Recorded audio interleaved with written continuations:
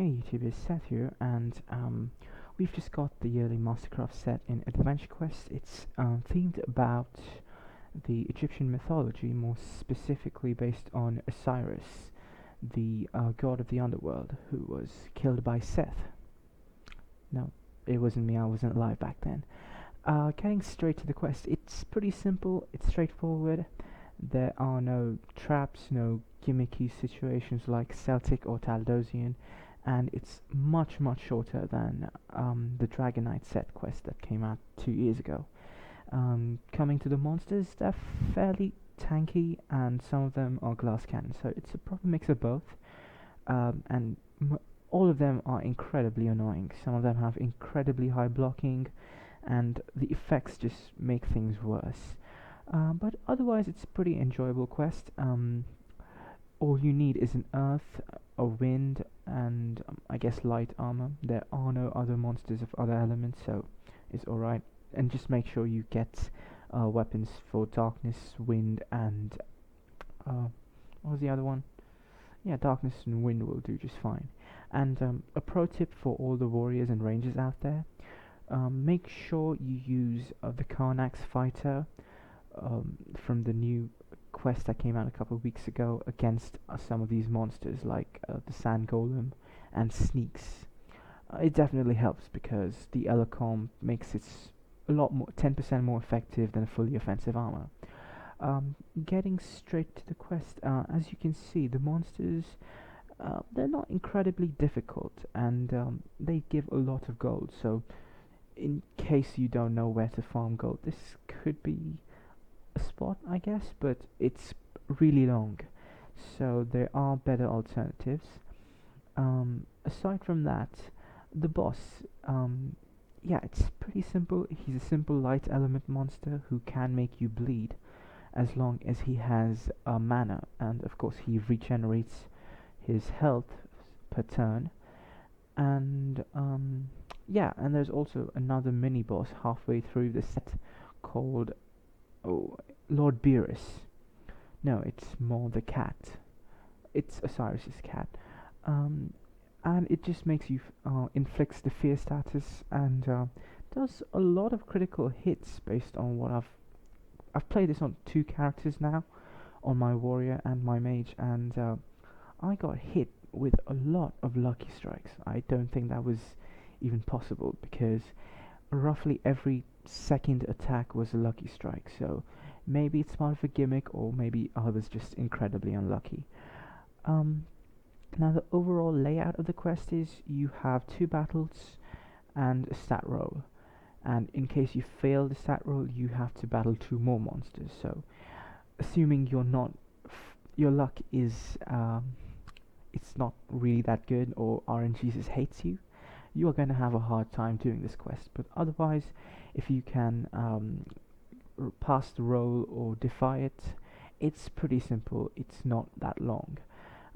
So that's roughly 6 stats into 12 battles plus 2 bosses, 14 battles at very least. And if you get the decent mobs like just the glass cannons, you can get this done within half an hour at most, or less, and 1 hour or more in case you're incredibly unlucky and at points don't have any lucky strikes like I did at one point.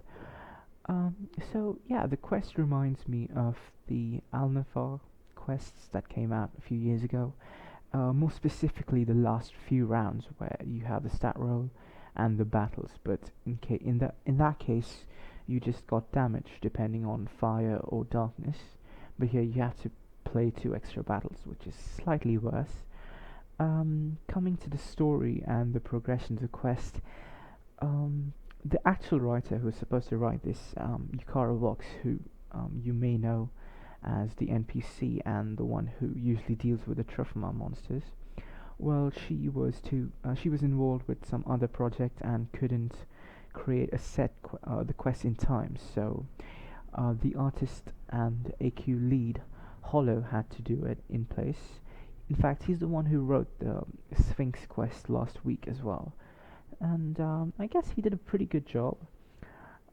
It's nothing too gimmicky and nothing too weird for anyone who doesn't know Egyptian mythology to figure out. And it's fairly enjoyable, to be honest. I haven't felt an MC quest that I want to do in quite some time, ever since Lord Barius revamped the Rain and Shadow sets a few years ago. Coming to the rewards, they're all based on Egyptian gods. I mean, they're named after Egyptian gods.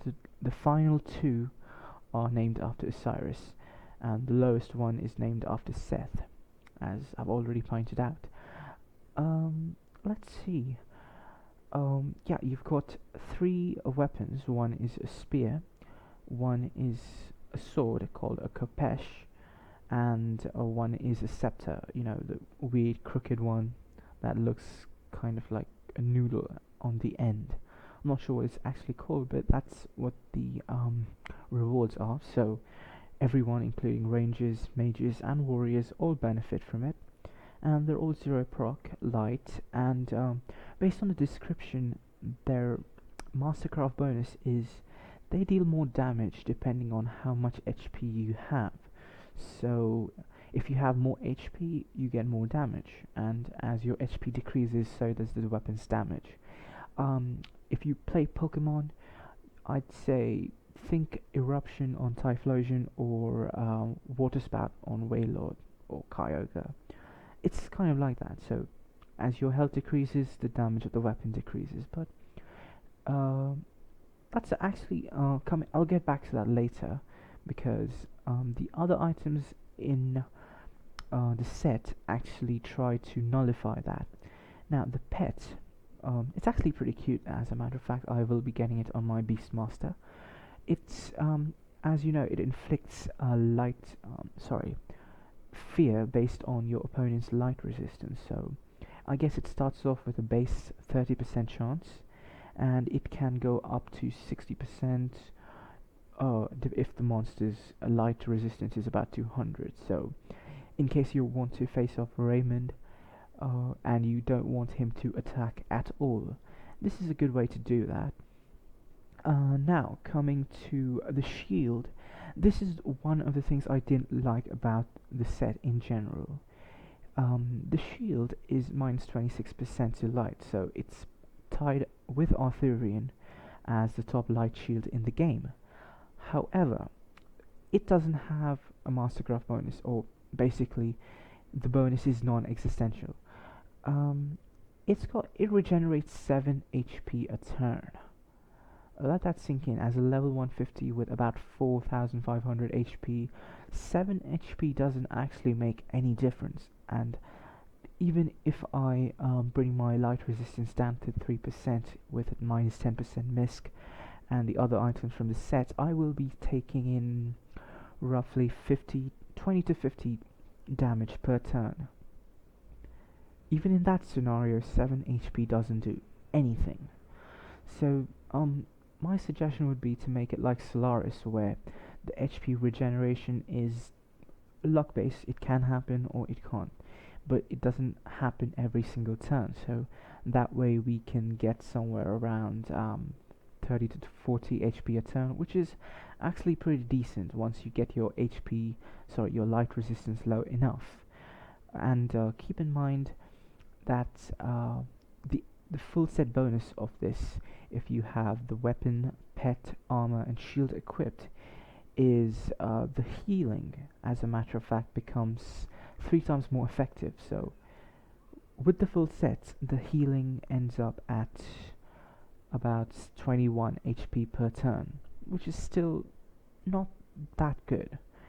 Coming to the armor, it's the artwork is based, well, it's got the same template as the Ares Warlord armors, the Z token ones, and the animations, especially the one where you attack. I guess the walking stance is similar to the Dragonhide armor that came out this year, and the way it uses the weapon is almost a carbon copy of the vampire form from last week. So I'd say it's not really that appealing.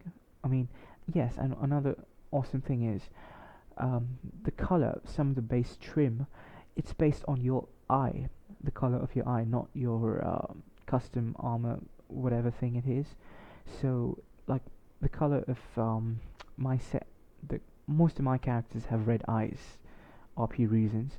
So their armor has red patches. Some others who have green or blue have um, well, the trim is the blue depending on your eye color. And the mastercraft for the armor is about 11% damage reflected. This is similar to the Nemesis set, which has almost the same numbers, and well, that's level 135 at the top. I'd say it's pretty decent. I mean, considering if the opponent hits you for say 1,000 damage, you can reflect back about 120 to him, to it, sorry. And in case the monster hits you for 10, you reflect back 2 HP. So, I'd say it's alright. It's nothing really that great, but considering most of us wanted a light armor, this will fit in for now, and I do like the art, I won't lie. And considering I am a huge fan of Egyptian themed items, I really like the set, and I probably will be getting it on all of my characters which need light armors, which is almost all of them. Except I probably will recommend you get White Knight in case you have the tokens. Well, that's all for today, I guess, and in case you have any questions, please be sure to leave them in the comments section below, and I will try to answer them. Well, I will answer them. And yeah, here's some music for you to enjoy. The remaining part of the set, the boss and the testing. Yeah, and as always, thanks for watching. In case you have any requests, be sure to message me at the back end of my channel or leave them in the comments section below. Thanks again for watching. Cheers.